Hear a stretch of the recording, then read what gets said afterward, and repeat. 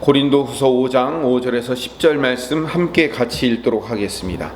곧 이것을 우리에게 이루게 하시고 보증으로 성령을 우리에게 주신 이는 하나님이시니라. 그러므로 우리가 항상 담대하여 몸으로 있을 때에는 주와 따로 있는 줄을 아노니 이는 우리가 믿음으로 행하고 보는 것으로 행하지 아니함이로라. 우리가 담대하여 원하는 바는 차라리 몸을 떠나 주와 함께 있는 그것이라. 그런즉 우리는 몸으로 떠나 있든지 주를 기쁘시게 하는 자가 되기를 힘쓰노라. 이는 우리가 다 반드시 그리스도의 심판대 앞에 나타나게 되어 각각 선악간에 그 몸으로 행한 것을 따라 받으려 함이라. 아멘. 어제 말씀과 연관시켜 계속 말씀드리겠습니다. 성도는 땅에 있는 장막집은 언제든지 무너지게 되어 있습니다.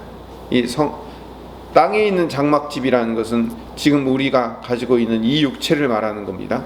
그러나 하나님께서 지으신 집, 곧 손으로 지은 집이 아닌 하늘에 있는 영원한 집이 우리에게 준비되어 있다는 사실을 알고 믿음으로 사는 자들이 신자이며 성도입니다. 이게 어제 1절부터 4절까지의 말씀의 주제예요. 그렇기 때문에 우리는 이 땅에 이 무너질 수밖에 없는 이 장막집이 아니고 영원한 집이 우리에게 준비되어 있기 때문에 이 땅을 살아갈 때 탄식하는 삶일지라도, 이 탄식은 갈망과 바꿀 수 있다고 그랬죠. 갈망하는 삶일지라도 결국 생명이 죽음을 삼키며 이길 수 있다는 믿음을 가지고 살아갈 수 있는 거죠. 생명이 죽음을 삼킬 수 있는 믿음, 그 믿음을 가지고 살아갈 수 있는 근거가 어디 있을까요?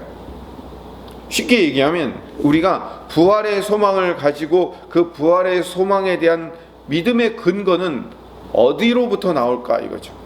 그게 이제 5절에 답을 주고 있습니다. 5절에 보면 그 해답은 성령님이십니다.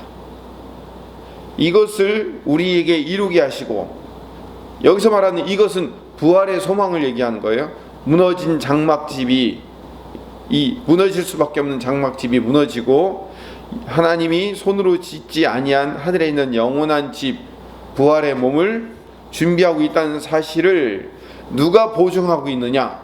성령님이 보증해 주시는 거죠. 부활의 소망을 가지고 낙심하지 않고 살 수 있도록 믿음을 갖게 하시는 분이 성령님이시다 이거예요. 그 성령님을 믿음의 보증서로 주셔서 이 땅을 믿음으로 살게 만드시는 분이 성부 하나님이신 거예요. 여러분, 돈을 빌리거나 빌려주거나 우리는 보증서가 필요해요. 담보가 필요하다고요. 근데 이보다 더 확실한 담보는 없어요. 성령님이 우리의 보증서이시며 성령님이 우리의 담보가 되시는 거예요. 괜찮아. 우리는 이 장막집이 무너져도 우리는 괜찮아. 더 쉽게 얘기하면 우린 죽어도 괜찮아. 천국에 우리의 영원한 집, 영원한 세계, 영원한 몸이 준비되어 있어. 주님과 영원토록 동행할 그 나라가 준비되어 있어 라는 이 자신만만한 부활의 소망을 누가 보증으로 주신 거라고요? 성령님이. 그 누가 보증이 되신다고요? 성령님이 보증이 되신다. 그게 5절의 말씀인 거예요. 6절은 그러므로 우리가 항상 담대할 수 있습니다. 성령님이 보증이 되시기 때문에 우리가 늘 담대할 수 있는 거죠. 육체의 몸으로 이 땅을 살고 있을 때는, 그러니까 몸으로 있을 때는 이라는 것은 이 장막 집에서 살고 있을 때는 주님에게서 따로 떨어질 수밖에 없다는 사실을 아는 거예요. 왜냐하면 우리는 여기에 있고, 그리고 주님은 아직은 성령님으로 우리 안에 보증으로 와 계시진 하지만 주님과 영원토록 동행하며 사는 일에는 약간 떨어질 수밖에 없어요. 그래서 7절에 그렇기 때문에 우리가 믿음으로 살아가는 것이지 보는 것으로 살아가는 것이 아니다 라고 말해요. 7절의 말씀, 이는 우리가 믿음으로 행하고 보는 것으로 행하지 아니함이로다. 이게 4장 18절의 말씀과 똑같은 말씀이에요. 4장 18절 볼까요? 4장의 마지막 18절 같이 읽어봅시다. 우리가 주목하는 것은 보이는 것이 아니요 보이지 않는 것이니 보이는 것은 잠깐이요 보이지 않는 것은 영원함이라. 이 말씀이 7절 말씀과 같은 말씀이에요. 우리는 믿음으로 행하는 거죠.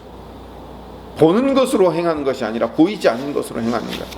다른 말로 얘기하면 이거예요. 우리는 지금 우리가 이 육체를 가지고 살고 있지만 이거 무너질 장막집이고, 이게 오히려 실체가 아니고 우리의 진정한 실체는 하늘에 있다라는 것을, 우리 그걸 어떻게 아느냐? 성령님이 우리에게 믿음으로 보증을 주셨기 때문에. 그렇기 때문에 우리는 어떤 삶을 살아야 되느냐? 이 땅에 보이는 것을 가지고 살아가는 것이 아니라 보이지 않는 소망을 가지고 살아가는 것이 신앙인의 실체다라고 말하는 거예요.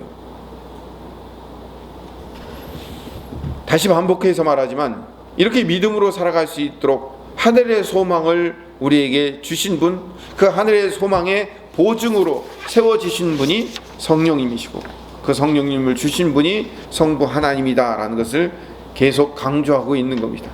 8절에 우리가 담대하여, 여기서 또 담대하여라는 말이 또 나왔어요. 이 담대하다는 말은 뭐냐면 6절 앞부분과 똑같이 6절에도 그러므로 우리가 항상 담대하여, 8절도 우리가 담대하여, 이 담대하다는 말이 뭐냐면 우리가 든든하다는 거예요. 왜 든든해요?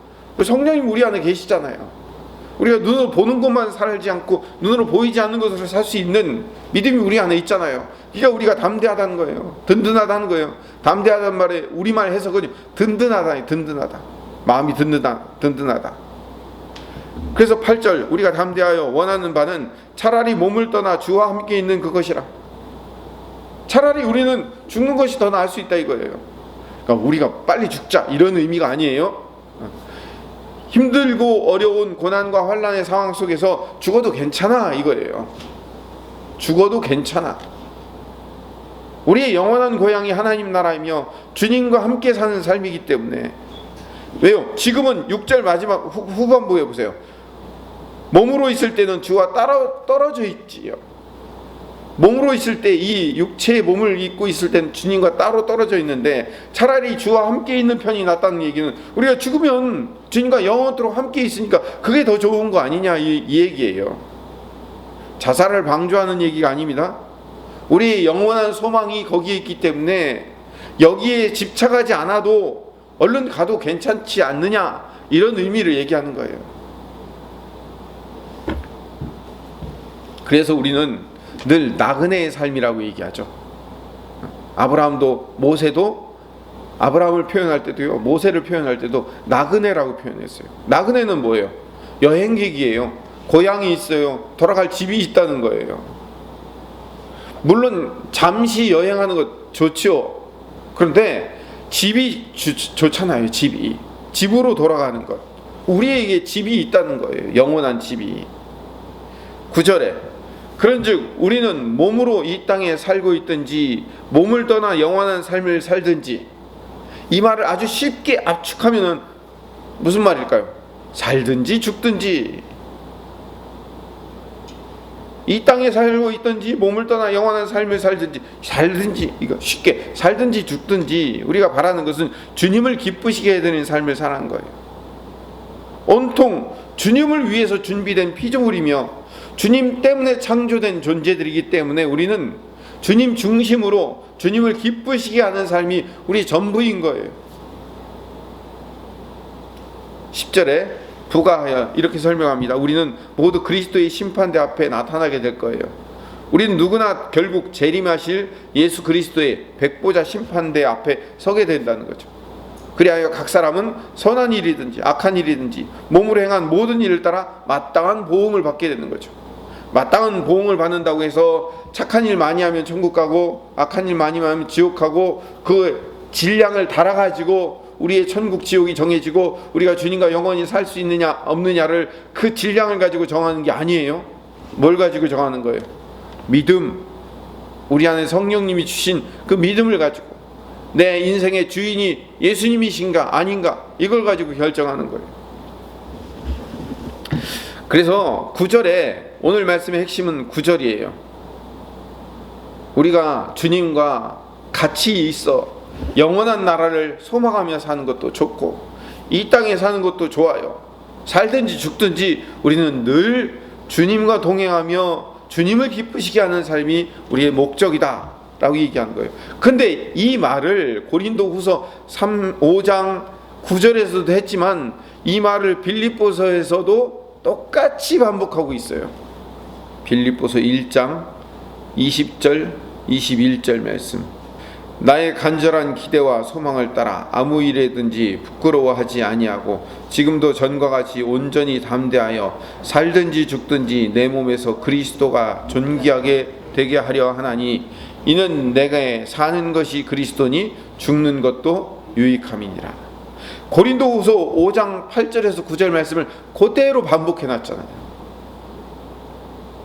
내가 사는 것도 유익하지만 그리스도 안에서 죽는 것도 유익해요. 얼른 가서 주님 뵙고 주님과 함께 동행하면서 사는 것도 기쁜 일이에요. 이 땅에서 주님이 우리에게 주신 사명을 감당하기 위해서 주님을 기쁘시게 하기 위해서 이 땅에 사는 것도 중요해요. 그러니까 중요한 거고, 살든지 죽든지 그건 중요하지 않아요. 그건 주님 뜻이기 때문에 늘 나는 내 몸에서 그리스도가 존귀하게 되는 것, 고린도후서의 표현에 따르면 주님을 기쁘시게 하는 삶을 사는 것, 그것이 우리의 목적인 거죠. 오늘 말씀을 정리합니다.